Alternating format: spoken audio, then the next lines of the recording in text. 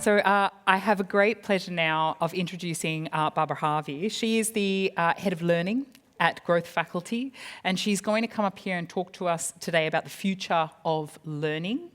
She is our final talk for today, so I want us to do something a little different, and I want the biggest, loudest, clappiest claps that you've clappity-clapped all clappity day. Just to welcome Barbara up to the stage. Ready, steady, go, Barbara! Barbara, Barbara. Oh, that's so nice. It's so nice to see you all. There's so many familiar faces here.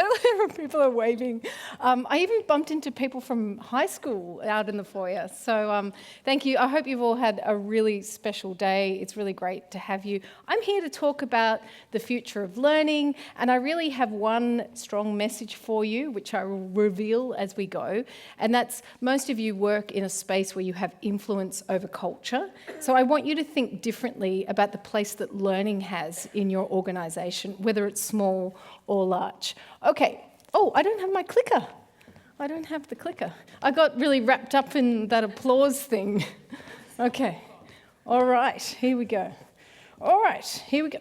So earlier this week, there was an event in Athens, in this big ancient Greek theatre, and Sir Demis Hassabis, who's the CEO of Google DeepMind and Nobel laureate. And DeepMind is responsible for some of the biggest advancements in generative AI, was asked, what is the skill needed for the future? We're facing all this change, all this disruption, this unknown future.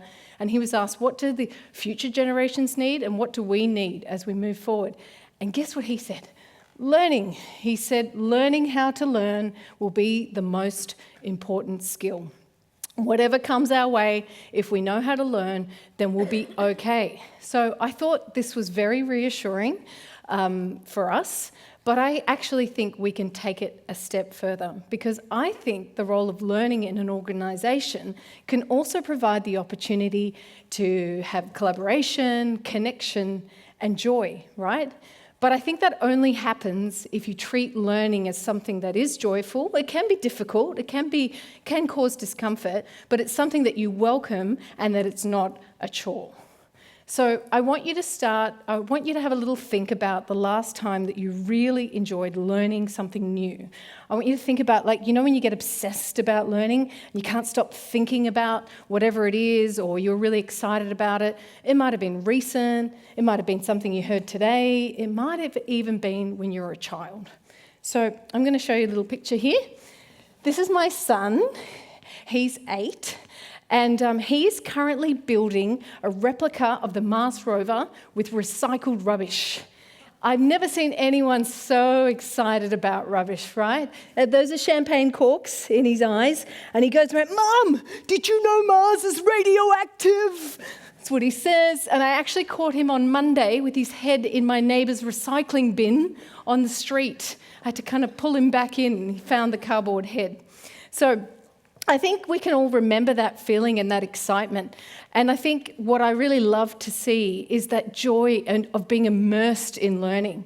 And what it taught me is that sometimes the content and the learning itself is not as exciting as the experience around it.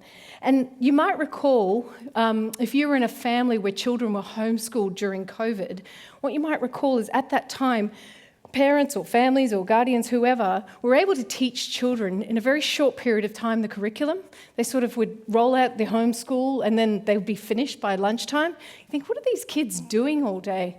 And what happened over time is what we noticed is that children actually missed the experience of school, or even if they were being homeschooled, but the experience of school. It was assembly, it was library, it was book week, it was all the other things that came with learning. So it was the connection around learning.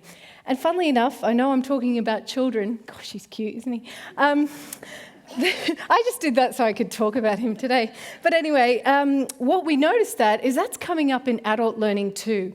So at Growth Faculty, we conducted some research this year to look at what is the landscape of learning, what is the future of learning, and we wanted to see for ourselves, do we need to shape our program and where we're going, our product according to that, but we also wanted to offer something to our learning community.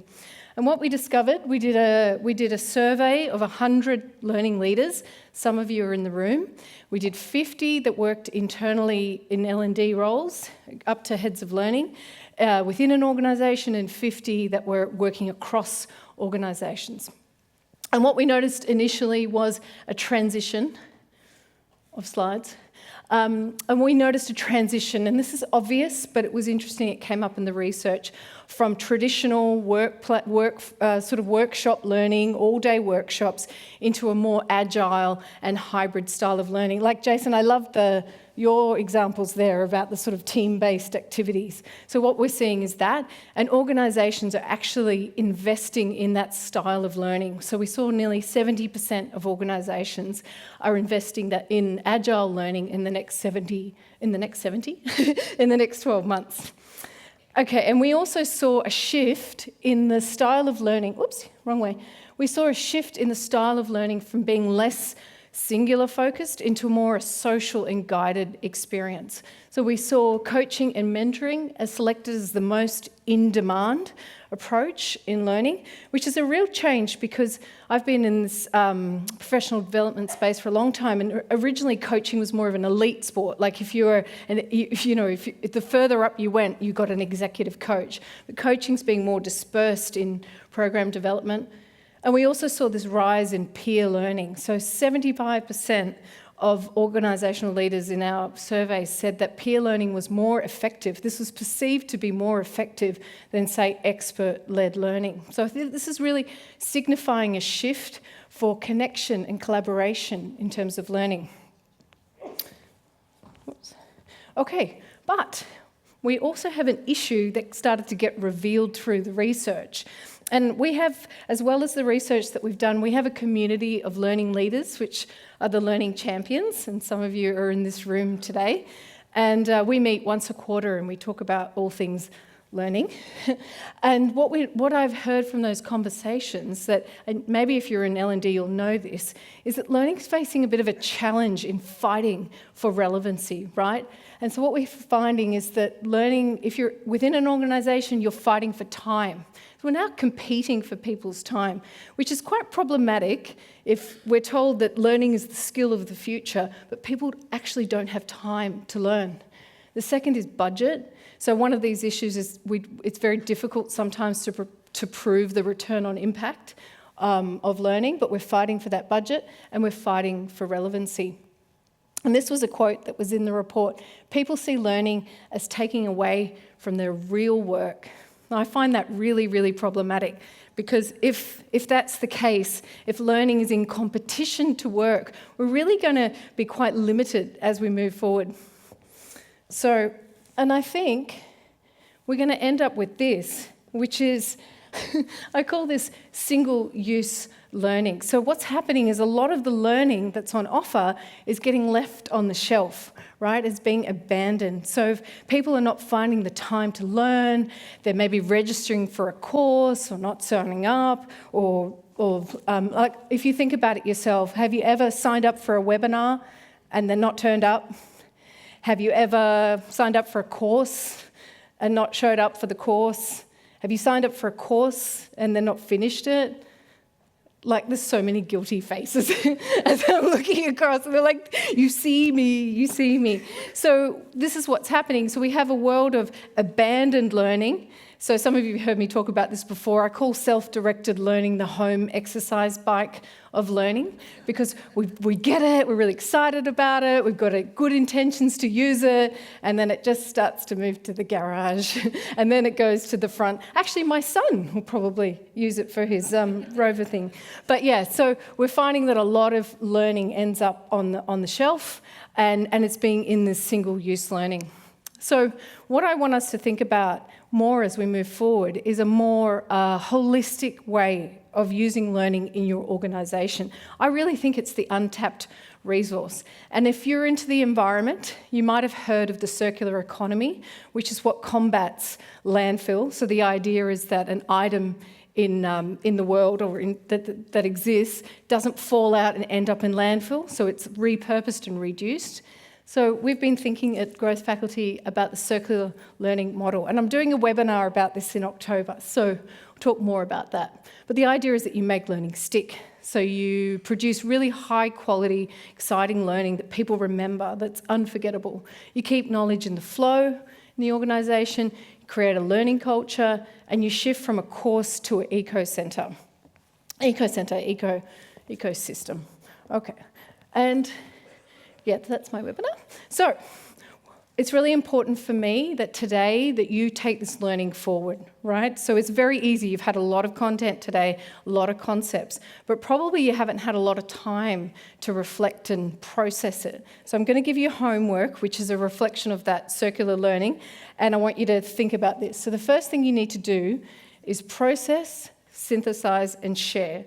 So at some point today, after you leave, you need to sit and think about what was your takeaway, what had impact on you, what do you need to take forward. You need to synthesize some of the themes from the day, so maybe from Jason's session, from the EY session, and then you need to share it. So one of the things we know about learning and retaining learning, letting it stick, is when we share it with a peer, and in fact, if we teach it to someone else. So take a moment to share it with a family, a friend, or a peer, or someone that you came to today. Schedule the weekly reflection, and maybe finish something that you've half completed. And the other thing is, in terms of your organisation, like whether you're at a small or a large organisation, I want you to think about learning as something that you could do. You don't even have to spend a lot of money, but you can get together, find something that everyone's interested in, or it could be a new topic, and get together and create. It's the new office drinks, right? Like create an experience around the learning that you can collaborate and talk and discuss and have discourse around. So that's about learning forward. Okay, so this is my little message to you, and then I'm going to talk you through some of the things we have at Growth Faculty for you, is don't limit learning and expand its true potential. So I really want you to think differently about the place that learning has in your organisation. Don't just think about it as capability building or skills building or uplifting. That's one side of it, but I think there's this whole side of learning that we could really untap and really elevate the work that you do. So, in the spirit of circular learning, everyone here today is going to have access to this lovely gentleman, Jefferson Fisher. Has anyone heard of him? Yep, good. Okay, so he's got a book called The Next Conversation. He's a US trial lawyer, and he's an expert in particularly combative conversations and communication. So I'm going to show you a little video. And in the video, you're going to learn a few tricks that you might be able to use when you are leaving today. I think I need you, Russ. And he does these little Facebook videos in the car, which are really great. If you haven't seen How to avoid awkward silence. Number one, use the phrase, I imagine. Rather than letting the conversation drift off into awkward silence, use the phrase, I imagine. For example, I imagine that's a lot of fun. I imagine that's pretty difficult. I imagine you've learned a lot. Number two, favor stories over statements, meaning find ways to draw out a story rather than just a 1 to 2 word response. And you do that by talking about what has led them up to the present moment. For example, how did you come across that? When did you get into this? Where did you learn it? And number three, if the awkward silence continues to hang there, just end the conversation. Often it happens because the scene is over, but just nobody knows how to exit the stage. So quickly just say, I got to get going. It's been great talking with you. So you all have access to that. And so Growth Faculty, we provide access to the world's greatest minds. Some of you might have been to our former in-person events. We've had Obama and Hillary Clinton. We also have virtual masterclasses almost every week. And you can join as an individual member, but we also have an enterprise, many of you enterprise as well, and then we provide facilitation guides around those sessions. Coming up in October is Mr. Stephen Bartlett. We all heard of him?